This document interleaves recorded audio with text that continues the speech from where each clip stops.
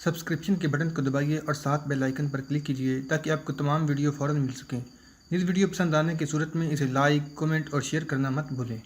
راڈر کی شکست خوردہ فوج کے 30,000 جنگی قیدیوں کو اکٹھا کر کے باندھنے سے پہلے کا منظر ایک عجیب منظر تھا۔ وادی لکا کی پہاڑیوں سے لے کر دریائے کاغلید تک کا وسیع و عریض میدان حشر بنا ہوا تھا۔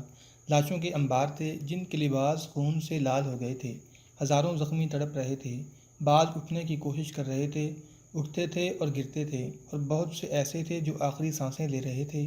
کراہنے کی آوازیں منظر کو اور زیادہ ہیبت ناک بنا رہی تھیں۔ سب سے زیادہ چیخو پکار تو ان اندلسی فوجیوں کی تھی جن کے جسموں میں تیر اترے ہوئے تھے۔ گھوڑوں اور پیادوں کی اڑتی ہوئی گرد زمین سے اوپر اٹھ گئی تھی اور وہ بادلوں کے ٹکڑوں کی طرح اندلس کے دارالحکومت تلیتا کی طرف جا رہی تھی۔ ایک تاریخ دان اسٹیفنر نے لکھا ہے، یہ حیرت ناک بات نہیں کہ مسلمان جرنیل طارق بربر راڈر کی شکست کے منظر کو حیرت سے دیکھ رہا تھا۔ تاریخ آج تک حیران ہے کہ 12,000 نے 1,00,000 کو کس طرح تباہ و برباد کر ڈالا تھا۔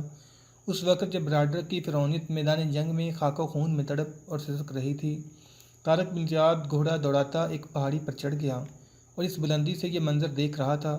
اس کے فاتح مجاہدین اپنے زخمی اور شہید ساتھیوں کی لاشیں پورے احترام سے اٹھا رہے تھے۔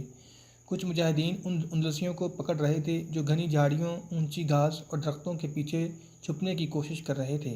کچھ ایسے تھے جو اپنے ساتھیوں کی لاشوں کے نیچے چھپ رہے تھے۔ انہیں شاید یہ ڈر تھا کہ مسلمان انہیں قتل کر ڈالیں گے۔ بعض بھاگ رہے تھے۔ ان کا اپنا بنایا ہوا کشتیوں کا پل صحیح سلامت موجود تھا۔ وہ خوفزدہ ہجوم کی صورت اس پل سے گزرنے کی کوشش کر رہے تھے، ایک دوسرے کو دھینگا مشتی کے انداز سے دھکے دے دے کر آگے جانے کے جتن کر رہے تھے۔ ان میں کچھ اپنے ساتھیوں کی دھکم پیل سے دریا میں گر رہے تھے۔ مطمئن اور مسرور وہی تھے جو ہتھیار ڈال کر مسلمانوں کی قید میں آ کر بیٹھ گئے تھے۔ نہ جانے کس نے حکم دیا کہ کشتیوں کے پل سے جو اندلسی دریا پار کر رہے ہیں انہیں روکا جائے۔ بہت سے مسلمان تیر انداز دریا کے کنارے چلے گئے اور 3-4 جنگی قیدیوں سے اعلان کرانے لگے کہ سب واپس آ جائیں ورنہ ان پر تیر برسائے جائیں گے۔ سب نے پیچھے آنے کی بجائے آگے جانے کے لیے اور زیادہ دھکم پیل شروع کر دی۔ ادھر سے چند ایک تیر کمانوں سے نکلے اور کشتیوں کے پل پر چند ایک اندلسی گرے۔ اندلس کے ان فوجیوں میں بھگدڑ مچ گئی۔ وہ پیچھے آنے لگے، لیکن جو دوسرے کنارے کے قریب پہنچ گئے تھے وہ نکل گئے۔ ان کی تعداد کچھ کم نہ تھی۔ طارق بن زیاد نے ایک طرف دیکھا، اس کے 2-3 مجاہدین کم و بیش 25 جوان لڑکیوں کو اپنے آگے آگے ہانک کر لا رہے تھے۔ یہ راڈر کا حرم تھا جو اس کے ساتھ آیا تھا۔ طارق بلندی سے اتر آیا، لڑکیاں اس کے سامنے لائی گئیں۔ ان میں صرف ایک عورت ادھیڑ عمر تھی جو حرم کی نگران معلوم ہوتی تھی، باقی سب لڑکیاں نوجوان اور جوان تھیں اور ایک سے بڑھ کر ایک خوبصورت۔ کیا ان کا تعلق شاہی خاندان سے ہے؟ طارق نے پوچھا۔ نہیں ابن زیاد، جولین نے کہا، یہ رعایا کے مختلف خاندانوں کی لڑکیاں ہیں۔ یہ شہنشاہ اندلس کے سکون اور عیش و آرام کا سامان تھا۔ وہ بادشاہ ہی کیا جو اپنے ساتھ 20-25 داشتائیں نہ رکھے۔ ان سے پوچھو، طارق نے کہا، ان میں کوئی ایسی ہے جو بادشاہ کے حرم میں خوش نہیں تھی؟ جب ان سے پوچھا گیا تو تقریباً سب نے کہا کہ انہیں زبردستی بادشاہ کے حوالے کیا گیا تھا۔ ان میں عیسائی بھی تھیں لیکن زیادہ تعداد یہودی لڑکیوں کی تھی۔ بادشاہ کہاں ہے؟ اس سوال کا جواب کوئی لڑکی نہیں دے سکے گی، حرم کی نگران عورت نے کہا۔ 4 راتوں سے شہنشاہ راڈرک نے کسی کو اپنے خیمے میں نہیں بلایا تھا۔ میں ہر رات اس سے پوچھتی تھی، وہ مجھے غصے سے دھتکار دیتا تھا۔ لڑائی کے دوسرے دن کے بعد سے وہ غصے سے بولا ہو گیا تھا اور رات کو وہ اتنی زیادہ شراب پی لیتا تھا کہ میں نے ایک رات اسے زمین پر اوندے منہ بے ہوش پڑے دیکھا۔ میں نے دربان کو بلا کر اسے اٹھایا اور بستر پر ڈالا تھا۔ صبح ہوتی تو وہ پوری طرح ہوش و حواس میں ہوتا تھا۔ اندلس کی اس شہنشاہ کی فوج کو تو مسلمانوں نے شکست دی تھی۔ ان مسلمانوں کے سپہ سالار طارق بن زیاد کے سر پر اللہ کا ہاتھ تھا اور دل میں رسول اللہ صلی اللہ علیہ وسلم کا عشق تھا۔ حضور صلی اللہ علیہ وسلم نے اسے بشارت دی تھی۔ یہ بشارت دراصل رسول اللہ صلی اللہ علیہ وسلم کا فرمان تھا، طارق میری امت میں سے ہو تو شکست نہ کھا جانا، خدا تیرے ساتھ ہے۔ طارق نے رسول اللہ صلی اللہ علیہ وسلم کے فرمان کی تعمیل کی تھی۔ اندلس کے شہنشاہ راڈر کو اس کے گناہوں نے شکست دی تھی، اسے عبرت ناک شکست ہوئی تھی۔ نہ جانے کتنی معصوم کمواریوں کی آہوں نے اسے شکست دی تھی۔ اسے ایسٹوریا کی روح نے شکست دی تھی جس نے اس کی تلوار سے اپنا سر کٹوانے سے پہلے اسے کہا تھا کہ تیری بادشاہی پر گھوڑے دوڑیں گے۔ ایسٹوریا اس کے دل و دماغ پر ایک خوف بن کر آسیب کی مانند طاری ہو گئی تھی۔ طارق اس وقت باہر میدان میں کھڑا تھا جب لڑکیاں اس کے سامنے لائی گئی تھیں۔ قیدی جو کہیں چھپ گئے تھے انہیں ڈھونڈ ڈھونڈ کر لایا جا رہا تھا۔ حرم کی لڑکیوں کے قریب سے 3-4 قیدی گزارے جا رہے تھے۔ ان کے ساتھ 2 مسلمان مجاہدین تھے۔ ان قیدیوں میں سے ایک لباس، شکل و صورت، ڈیل ڈول اور چال ڈھال سے دوسرے قیدیوں سے برتر اور الگ الگ لگتا تھا۔ وہ طارق بن زیاد کے سامنے نیم دائرے میں کھڑی لڑکیوں کو دیکھ کر رک گیا۔ آگے بڑھو، ایک مسلمان مجاہد نے اسے دھکا دے کر کہا۔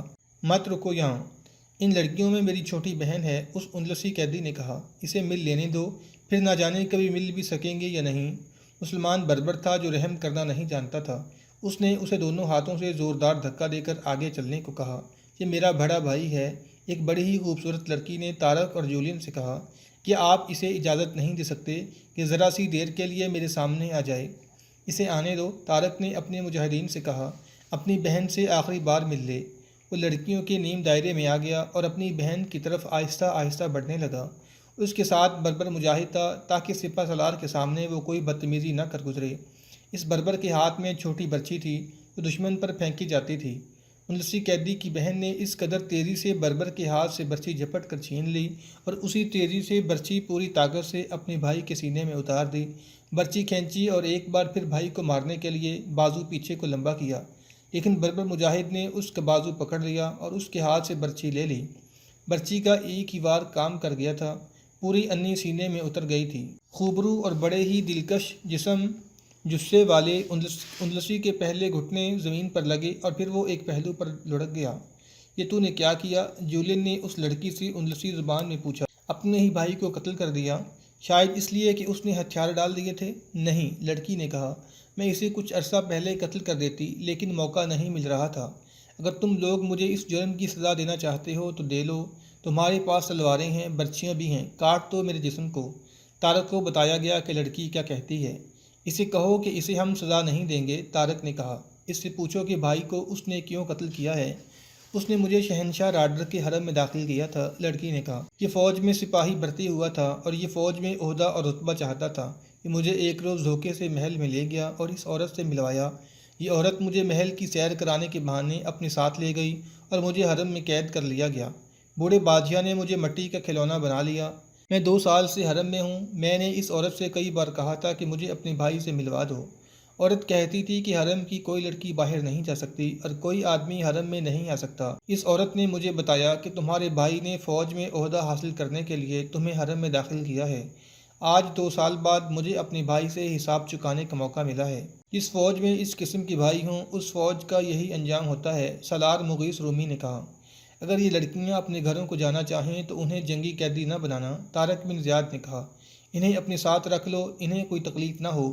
ہم آگے بڑھیں گے، کسی لڑکی کی بستی آ جائے تو اسے اس کے گھر والوں کے سپرد کر کے آؤ۔ دوسرے دن طارق بن زیاد نے اپنے امیر موسیٰ بن نصیر کے نام بڑا لمبا پیغام لکھوایا، جس میں اس نے جنگ کاولید کی مکمل تفصیل لکھی۔ آخر میں اس نے لکھا، میں نے ابھی کوئی شہر فتح نہیں کیا، اس لیے کوئی خاص تحفے نہیں بھیج رہا۔ میرا خیال ہے کہ امیر المومنین ولید بن عبد الملک ان تحفوں کو زیادہ پسند کریں گے۔ 30,000 جنگی قیدی ہیں، یہ ہمیشہ آپ ہی کے پاس رہیں گے کیونکہ ان کا بادشاہ دریا میں ڈوب کر مر گیا ہے۔ ان قیدیوں کو کسی بھی شرط پر رہا کرانے والا یا ان کی رہائی کے لیے تاوان دینے والا کوئی بھی نہیں۔ نہ ہی ہمارا کوئی جنگی قیدی اندلسیوں کے پاس ہے جس کی رہائی کے عوض ہم ان کا کوئی قیدی رہا کریں گے۔ اور امیر محترم، ایک اور تحفہ سفید گھوڑا ہے جو اندلس کے بادشاہ کا محبوب گھوڑا ہے، اس کا نام اوریلیا ہے۔ اس بادشاہ کی تلوار بھی پیش کر رہا ہوں۔ میں اب آگے بڑھ رہا ہوں، میری کامیابی کے لیے مسجدوں میں دعائیں کرائی جائیں۔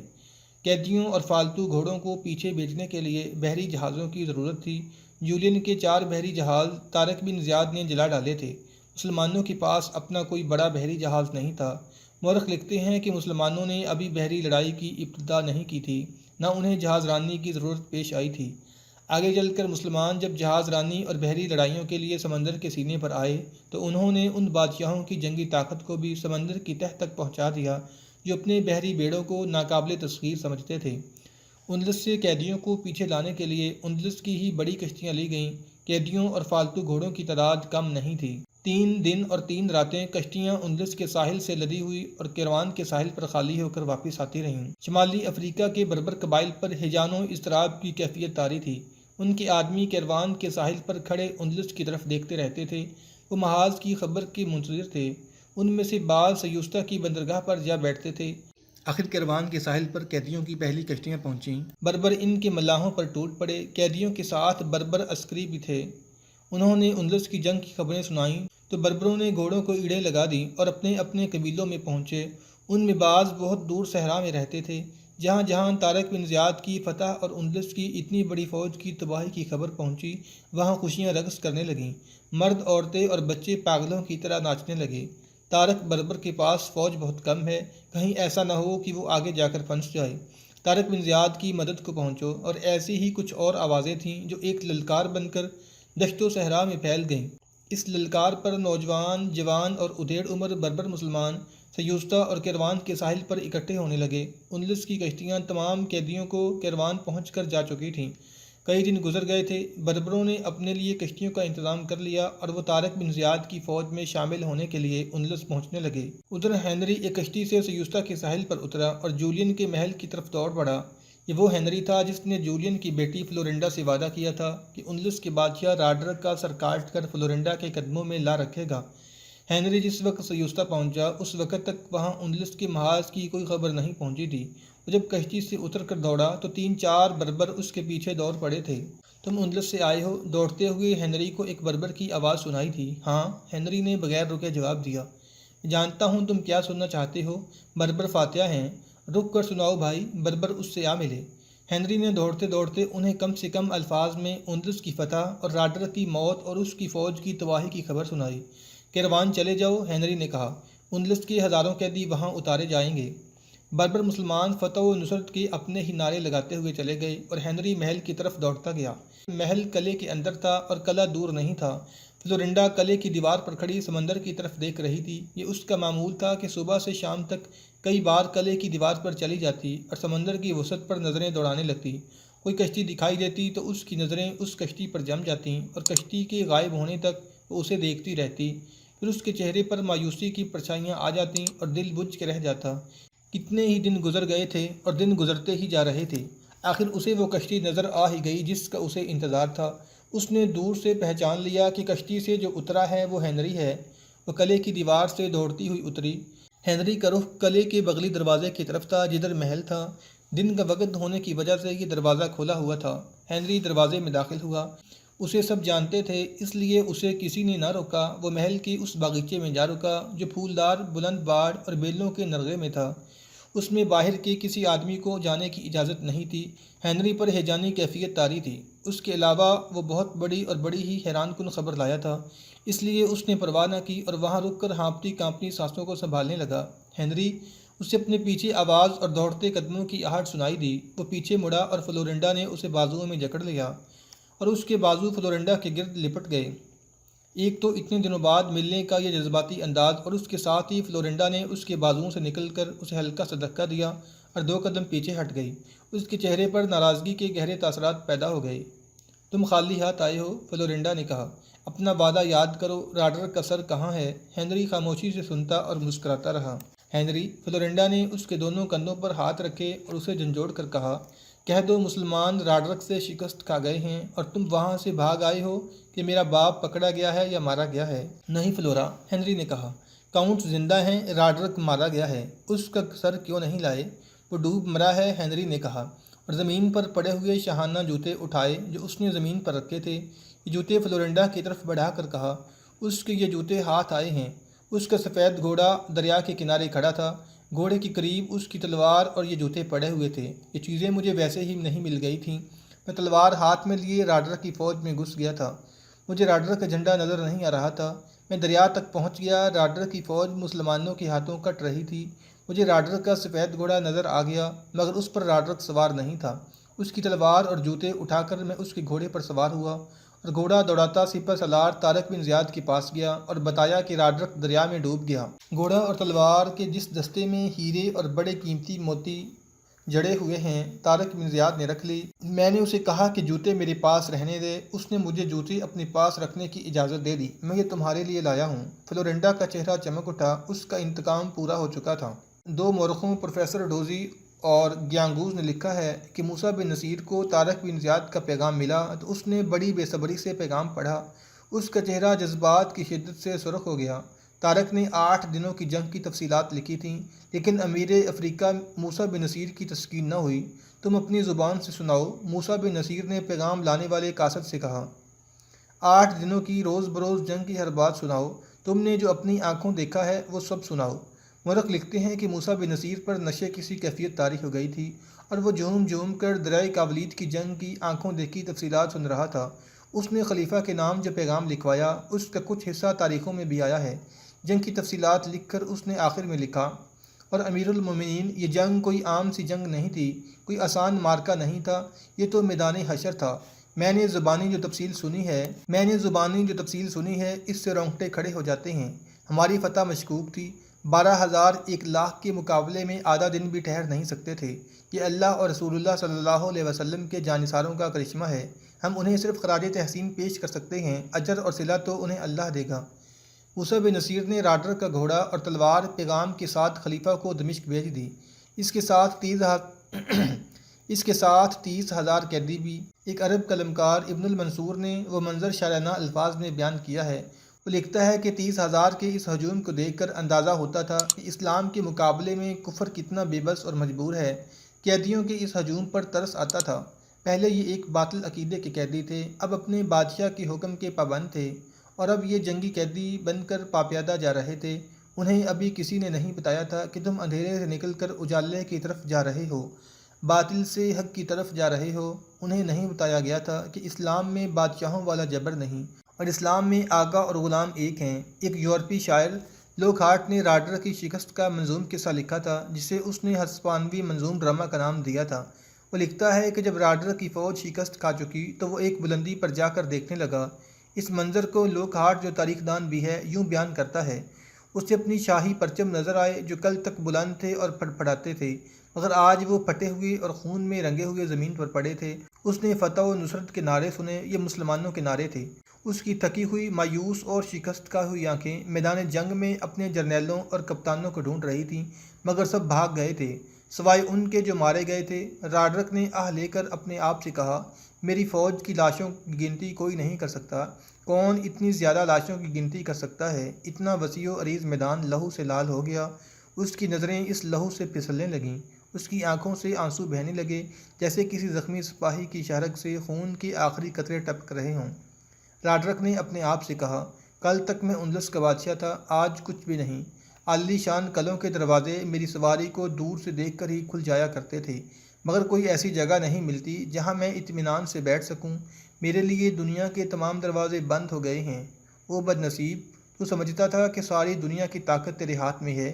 ہاں، میں بد نصیب ہوں، میں آج آخری بار سورج کو غروب ہوتا دیکھ رہا ہوں۔ اے موت، تو اتنی آہستہ آہستہ کیوں آ رہی ہے؟ مجھے اچک لینے سے کیوں ڈر رہی ہے؟ آ، جلدی آ۔ فرزندان توحید نے تاریخ اسلام کا ایک اور درخشاں باب لکھ ڈالا، بلکہ یہ باب کفار کے ہاتھوں کفار کے خون سے لکھوا دیا۔